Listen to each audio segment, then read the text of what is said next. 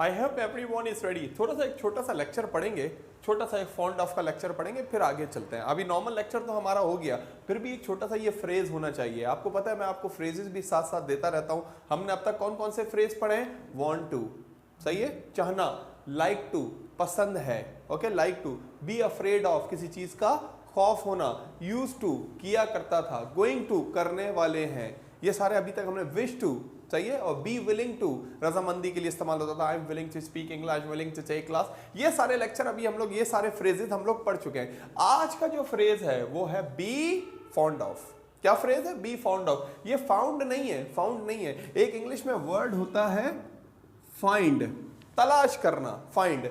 Find की second form क्या होती है?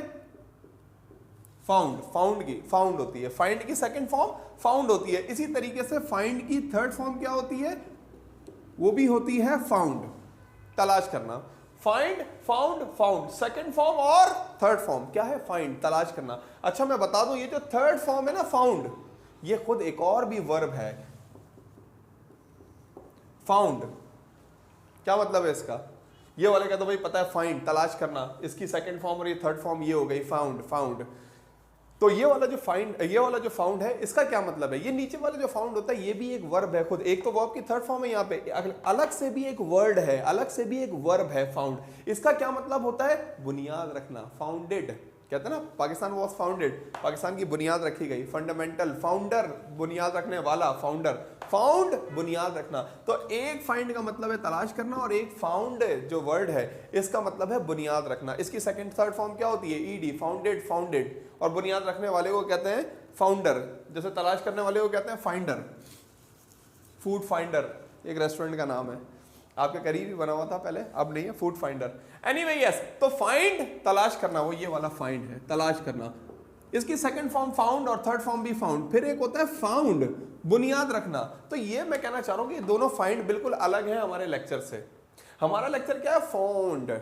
ब्रिटिश की आदत है कि ओ को थोड़ा स्ट्रेच करते हैं, go, so what is the name of lecture? The name of lecture is be fond of plus verb ING form. Lecture का नाम है be fond of plus verb ING form. Lecture start करने से पहले ही मैं आपको बता दूं कि भाई फ्रेजेस इंग्लिश में बहुत ज्यादा जरूरी हैं। जितने भी फ्रेजेस हैं, ये वांट टू लगा ले, लाइक टू लगा ले, यूज टू, गोइंग टू, इतने पावरफुल हैं कि टेंसेस और मॉडल्स को ये टक्कर देते हैं।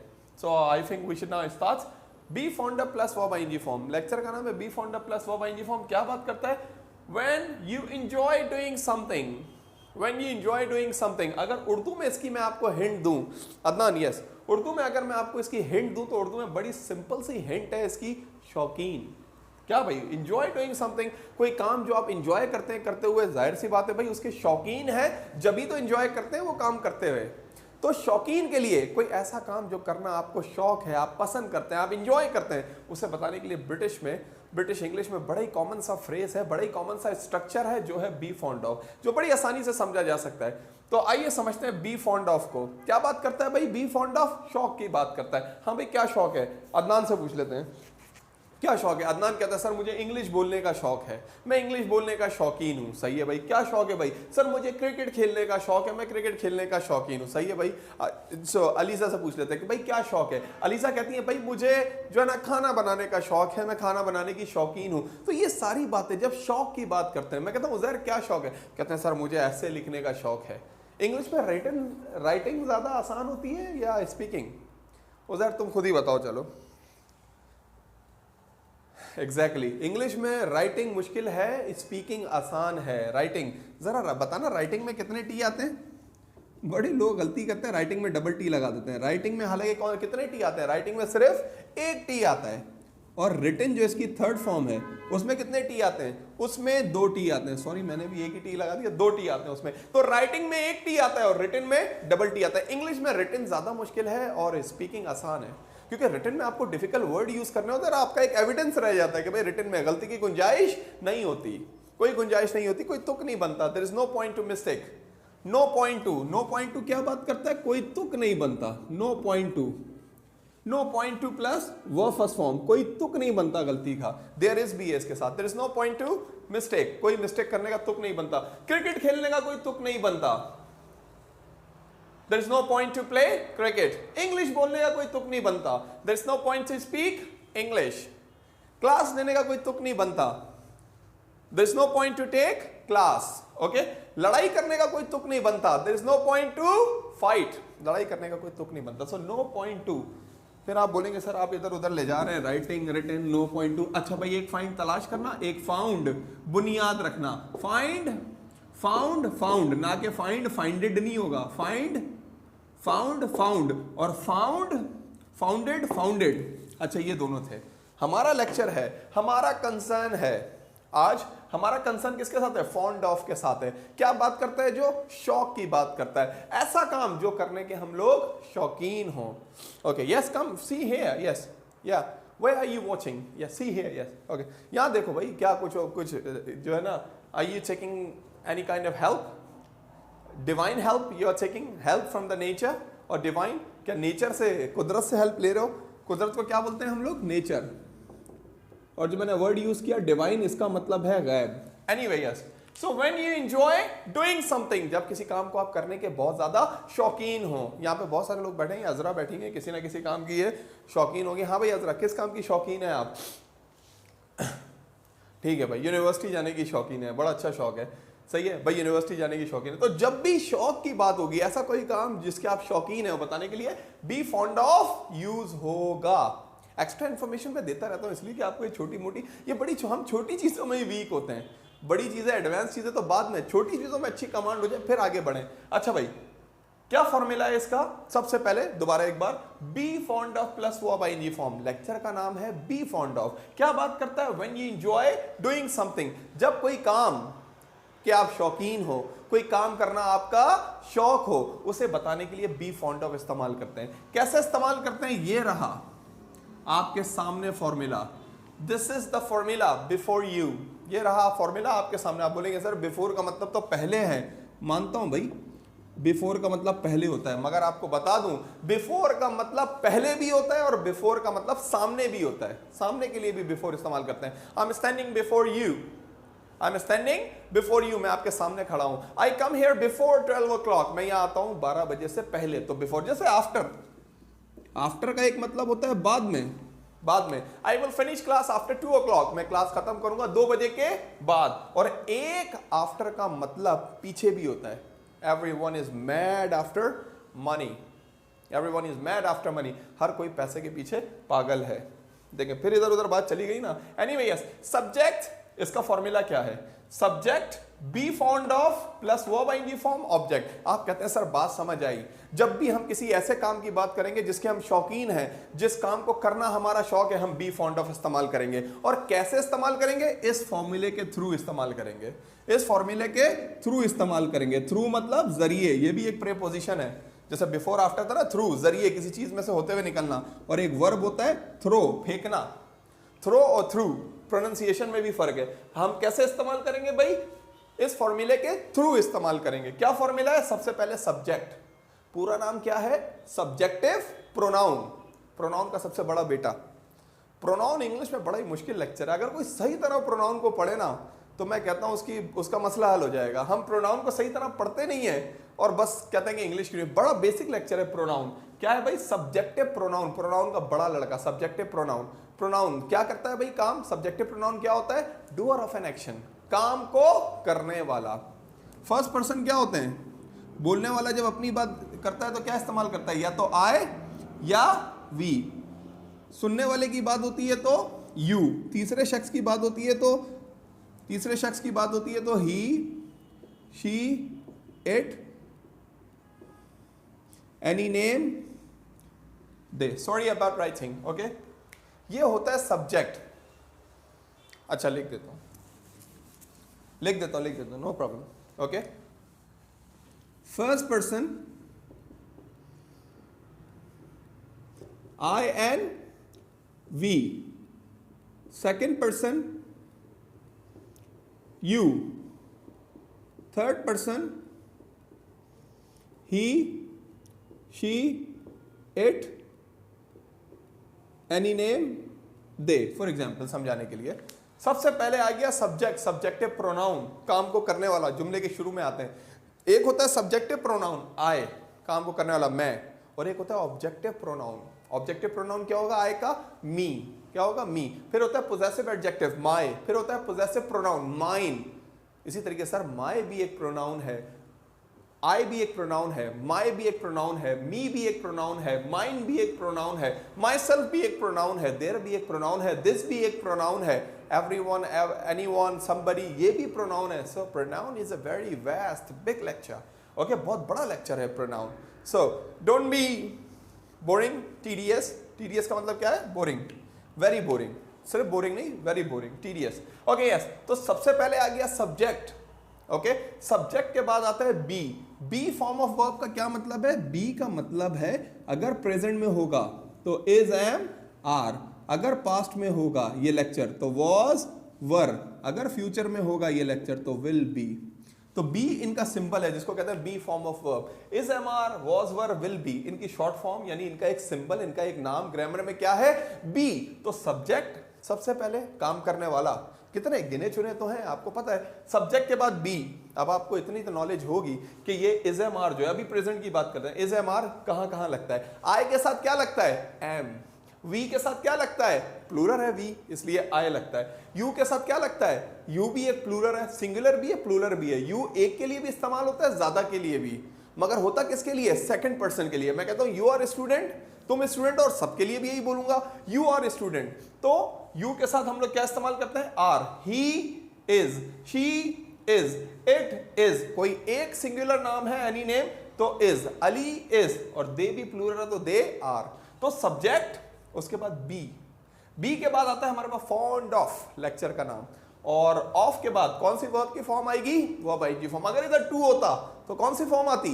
अगर इधर टू होता तो वर्ब की फर्स्ट फॉर्म आती। टू के बाद ये रूल है कि 99% टू के बाद हमें वर्ब की फर्स्ट फॉर्म यूज करनी होती है। और ऑफ के बाद कौन सी? अगर वर्ब आ रहा है ऑफ के बाद तो कौन सी फॉर्म यूज करनी होगी?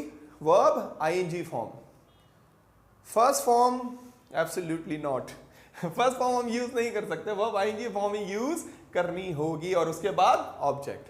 तो ये फॉर्मूला है। फिर रिवीजन। ओके, लेक्चर का नाम है be fond of plus verb ING form. क्या बात करता है? जब हम किसी काम के शौकीन हो, कोई काम हम बार बार करना चाहते हैं, हमें शौक हो, हम शौकीन हो उसके लिए बी फॉन्ड ऑफ इस्तेमाल होता है। क्या फॉर्मूला है? सबसे पहले subject, first person I we, second person you, third person he, she, it, any name, they, फिर बी यानी इज, एम, आर, फिर फॉन्ड ऑफ, और फिर जो शौकीन है जिस काम के वो आईएनजी फॉर्म, देन ऑब्जेक्ट। जैसे I am fond of teaching English. आप बोलते हैं सर आपको यार ये रेज हो गया यार आपके चक्करों में Zaheer. Anyway, so I am fond of teaching English. आप कहते हैं सर सबसे पहले आप अपना कोई शौक बताएं। मैं कहता हूं मेरा शौक, मुझे पता है शौक किसमें बताते हैं, उसके लिए ब्रिटिश ने ये स्ट्रक्चर, ये फ्रेज दिया है, तो मैं फौरन बोलता हूं। अपनी बात कर रहा हूं ना तो आई लगाता हूं, और आई के साथ मुझे पता है इज, एम, आर में से एम लगता है, तो मैं कहता हूं I am fond of teaching English. मैं इंग्लिश पढ़ाने का शौकीन हूं, इंग्लिश पढ़ाना मेरा शौक है। दिल से पढ़ाता हूं भाई, देखो दिल से पढ़ाता हूं, दिल से उतरता नहीं हूं, दिल से पढ़ाता हूं, ये बात है। I am fond of teaching English, मैं इंग्लिश पढ़ाने का शौकीन हूं। अच्छा भाई, हम बात कर लेते हैं। आप कहते हैं सर आपको पता है कि उज़ैर किस चीज़ के शौकीन हैं? मुझे पता है, उज़ैर को मैं जानता हूं, तो मैं बोलता हूं उज़ैर की बात हो रही है थर्ड पर्सन की, तो बोलता ही।